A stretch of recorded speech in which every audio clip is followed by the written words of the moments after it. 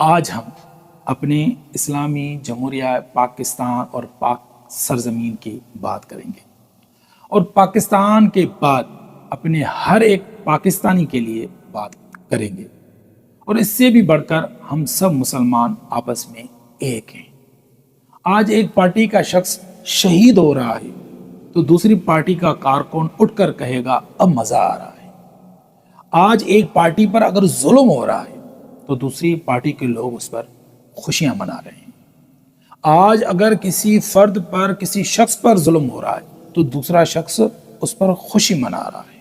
اس پر بات کرنا ضروری ہے۔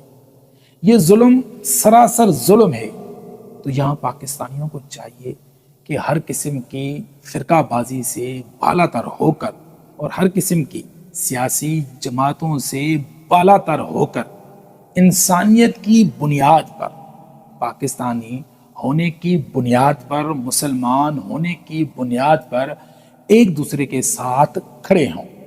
اگر آج ہم ایک دوسرے کے ساتھ نہیں کھڑے ہوں گے تو ہم ایک تو نہیں ہوئے، حالانکہ ہمارے مقاصد ایک ہیں۔ علامہ اقبال فرماتے ہیں کہ منفیت ایک ہے اس قوم کی، نقصان بھی ایک ہے سب کا نبی، دین بھی ایمان بھی ایک، حرم پاک بھی اللہ بھی قرآن بھی ایک، کچھ بڑی بات تھی کہ ہوتے جو مسلمان بھی ایک۔ آج اگر ایک نہیں ہو رہے تو یہی مسلمان ایک نہیں ہو رہے۔